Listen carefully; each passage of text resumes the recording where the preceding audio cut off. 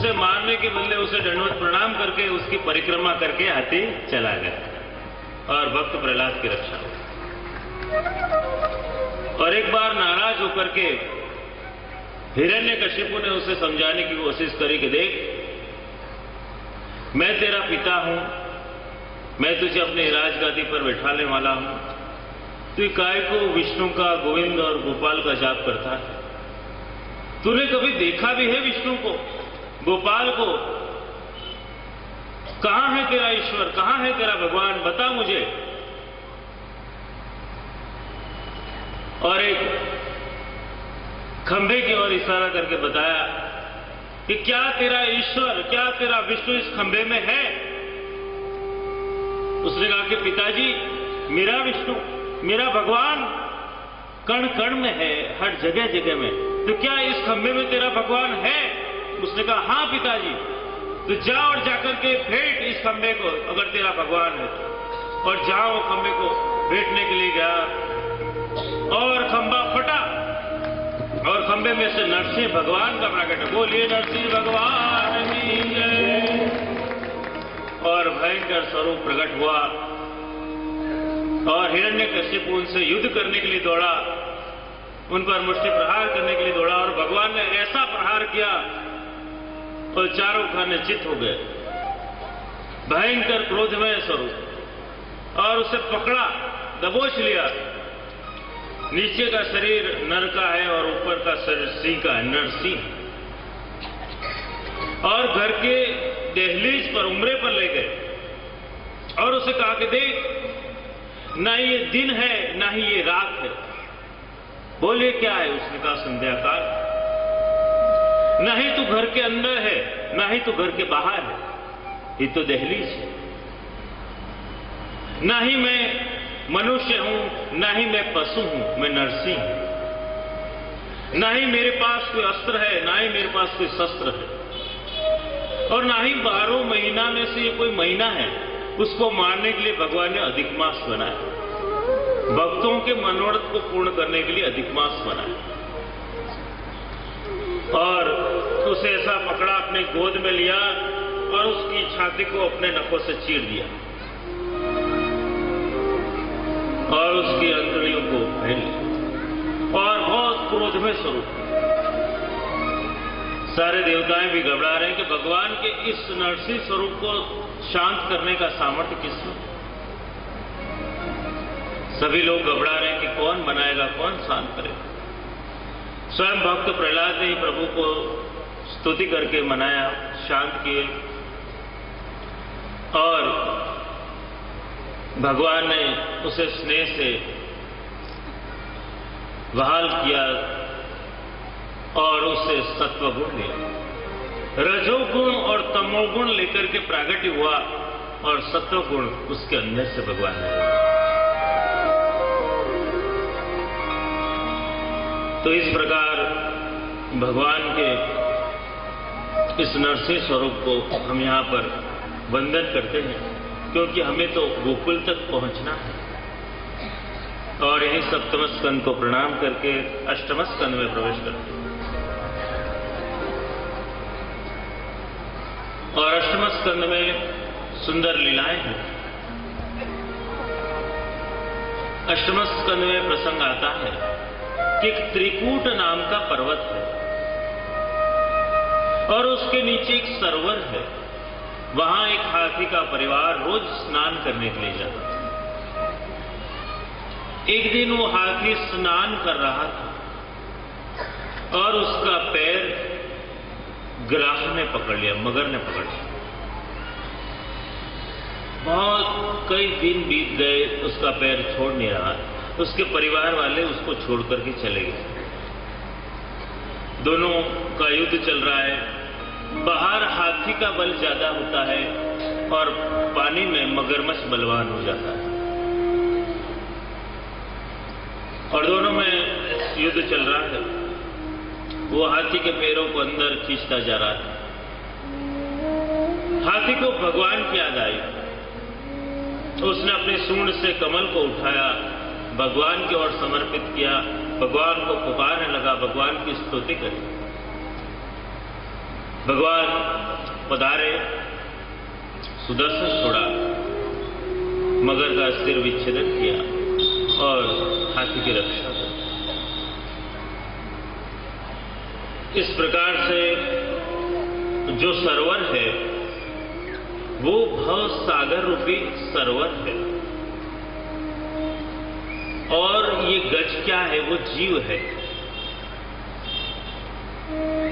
जब जीव संकट में आता है तब उसके जानने पहचानने वाले भी उसे छोड़ करके चले जाते हैं। और ये ग्राह क्या है? मगरमच्छ। वो काल रूप है। वो काल अपनी पकड़ को पैरों से मजबूत करता है, पैर को खींचने लगता है और अंदर की ओर खींचता है। तो काल रूपी मगर जीव रूपी हाथी के पैरों से काल की ओर खींचता है, और जीव जब भगवान को याद करता है सच्चे मन से, तब भगवान उसकी रक्षा करते हैं। और आगे प्रसंग आता है कि जब इंद्र ऐरावत हाथी पर आरूढ़ होकर के सत्ता और संपत्ति के मद में छका हुआ था, दुर्वासा मुनि उसके लिए पुष्प की माला प्रेम से अर्चित करके लेकर के आए। उसे प्रेम से वो माला दी और अभिमानवश उसने वो माला हाथी की सूंड में दे दी। हाथी ने अपनी सूंड में से नीचे गिराया और पैरों से कुचल दिया माला जी। नाराज हो गए दुर्वासा मुनि, मैंने इसे इतने प्रेम से माला पहनाई और इसने मेरा अपमान किया। जिस संपत्ति के कारण तूने मेरा अपमान किया है वो संपत्ति तेरे पास ज्यादा समय नहीं रहेगी, चली जाए। दैत्यों ने चढ़ाई करी, सारी संपत्ति लेकर के चले गए। देवता कंगाल हुए, सोचा अब क्या उपाय किया जाए कि जिससे हमको हमारी संपत्ति वापस मिले। और भगवान के पास गए। भगवान ने बताया कि तुम लोग समुद्र का मंथन करो। समुद्र का मंथन करोगे तो तुम्हें अमृत की प्राप्ति होगी, और अमृत की प्राप्ति के बाद ही तुम्हें तुम्हारी संपत्ति की प्राप्ति होगी। तो समुद्र मंथन के लिए कहा क्षीर सागर में जाओ, और क्षीर सागर में जाकर के समुद्र का मंथन करो। विराट कार्य है, अकेले देवताओं का काम नहीं है। तुम्हें दैत्यों की भी जरूरत पड़ेगी, ऋषियों को भी बुलाना पड़ेगा।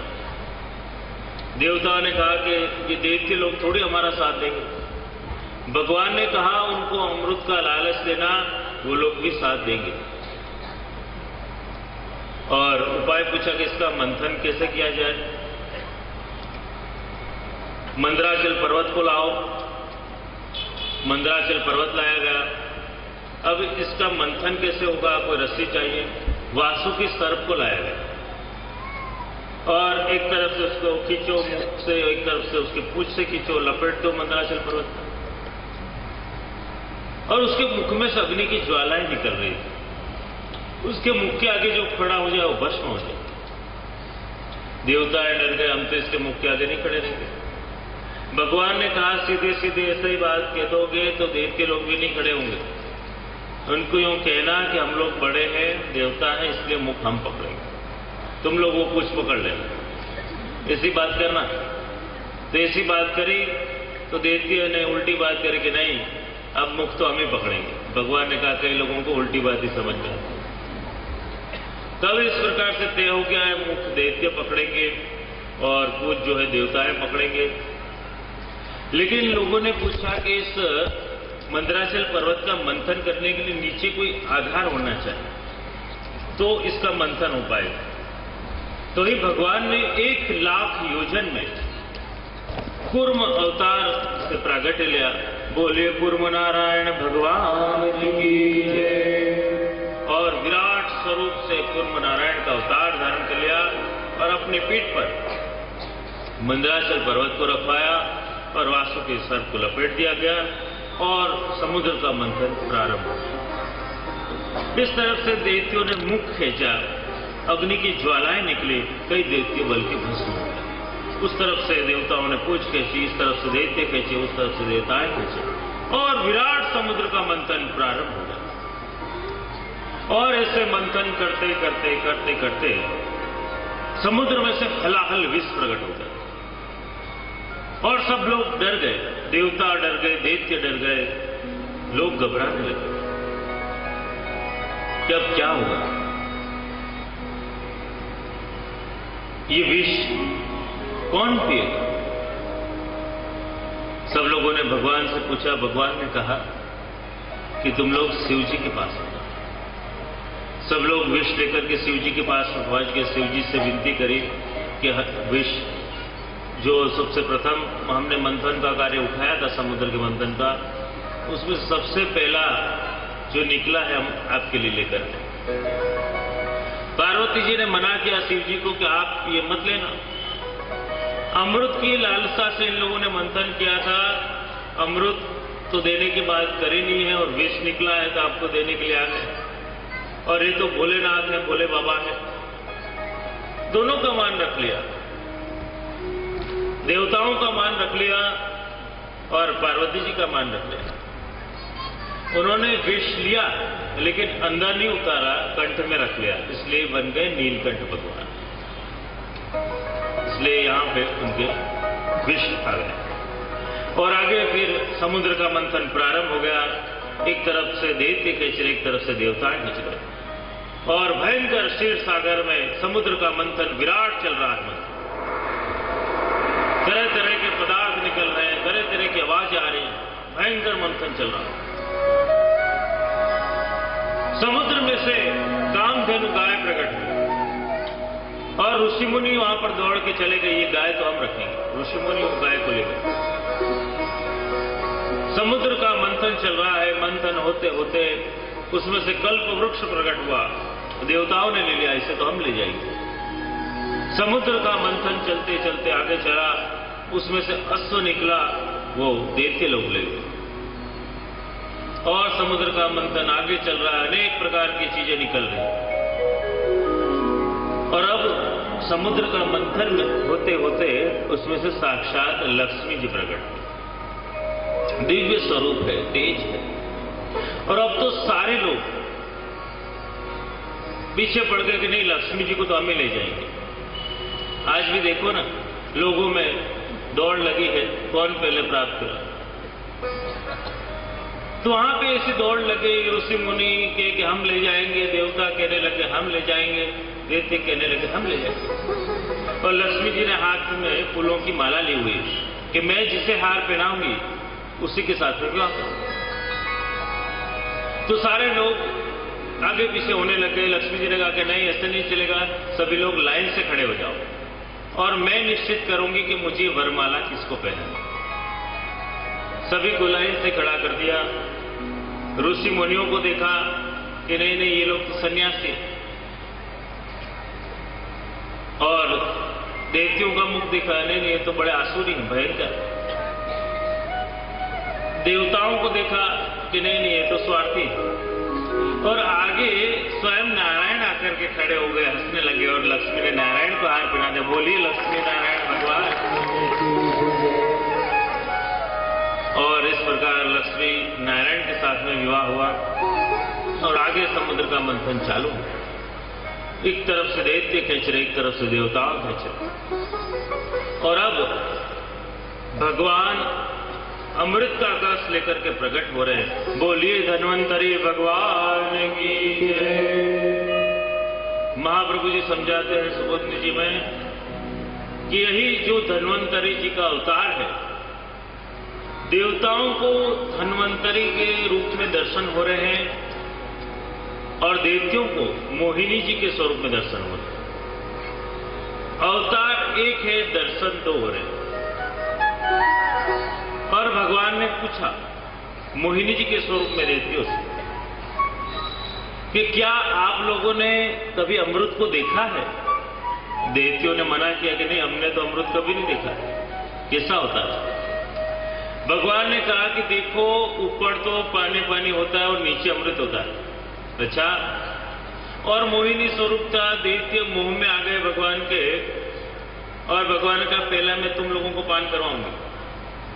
और दैत्य लोगों को बैठा दिया एक तरफ लाइन में, एक तरफ देवताओं को बैठा दिया। और देवताओं ने कहा कि अगर जो ऊपर पानी पानी हो तो पहले इन देवताओं को पिला दो। और भगवान को यही चाहिए ताकि सारा अमृत देवताओं को पिलाना था। तो एक एक करके सारे देवताओं को अमृत पिला रहे थे। उन देवताओं के बीच में जाकर के एक असुर बैठ गया और उसने भी अमृत पान कर लिया। राहु नाम का दैत्य, उसने चुपके से अमृत पान कर लिया। भगवान नाराज हो गए, उसका सिर विच्छेदन कर दिया। वो अमर हो चुका था, इसलिए उसके दो हिस्से हुए। आज भी जन्म कुंडली में हम देखते हैं, किसी के भी जन्माक्षर देखना तो एक खाने में सामने राहु होगा तो उसके सामने वाले हिस्से में केतु होगा। राहु मुख है और केतु उसका पूछ है, धड़ है। तो दो हिस्से में आ गए, एक के दो हो गए, राहु और केतु हो गए। और इस प्रकार से अमृत की प्राप्ति होने से दैत्य बलवान हो गए, सारी संपत्ति वापिस आ गई। और यहां शुक्राचार्य जी ने अपनी संजीवनी विद्या के द्वारा दैत्यों को फिर से जीवित किया। विश्वजीत नाम का यज्ञ का आयोजन करवाया और एक दिव्य रथ प्रकट करवाया, विजय रथ को प्रकट किया, उसमें बलि राजा को बिठाया, तिलक किया और प्रहलाद जी ने हार पहनाया और विजय रथ पर विराजमान करके उनसे कहा कि जाओ देवताओं पर चढ़ाई करो और सारा धन वापस लेकर के। विजय रथ पर आरूढ़ होकर के फिर से चढ़ाई करी, फिर से सारा धन लेकर के आ गए दैत्य के पास। अब देवता हैं फिर से निर्धन। उन्होंने भगवान से पूछा कि अब हम लोग क्या उपाय करें। भगवान ने समझा कि देखो, यहां पर तुम्हें अगर जो दैत्यों को हराना है, धन की प्राप्ति करनी है, तो तुम्हें एक दिव्य स्वरूप की प्राप्ति करवानी होगी, उनका प्रागट्य करवाना होगा, उसके बाद ही तुम्हें धन मिलेगा। तो कश्यप मुनि की दो पत्नियां दीति और अदिति, दीति से दैत्य हुए और अदिति से देव हुए। तो उन्होंने बताया कि अदिति से जाकर के विनती करो कि फागण वध एकम से वो पयोव्रत का पालन करें। 12 दिन का ये व्रत होता है, दूध पी करके रहना है और आसन पे सोना है, तप करना है, जप करना है, नियम करना है, तब उनके यहां दिव्य भगवत स्वरूप का आविर्भाव होगा। ये व्रत करने से दिव्य स्वरूप प्रकट होगा। उस प्रकार से अदिति ने क्रिया व्रत और सुंदर समय आया, सुंदर वातावरण हुआ, दिव्य समय आया और स्वयं उनके यहां पर वामन भगवान का प्रागट हो। बोलिए वामन भगवान की, विष्णु वामन। और वामन भगवान का जन्म हुआ और जन्म के साथ में 7 वर्ष के हो गए। उनका यज्ञोपवीत संस्कार हुआ और यज्ञोपवीत संस्कार हुआ और कुबेर ने उन्हें भिक्षा का पात्र दिया, देवताओं ने छत्र दिया और वामन भगवान का यज्ञोपवीत संस्कार के बाद में कहा कि वहां भरूच में बलि राजा ने अश्वमेघ यज्ञ का आयोजन किया है नर्मदा नदी के तट पर, वहां पे जाओ और भिक्षा लेकर के आओ। विष्णु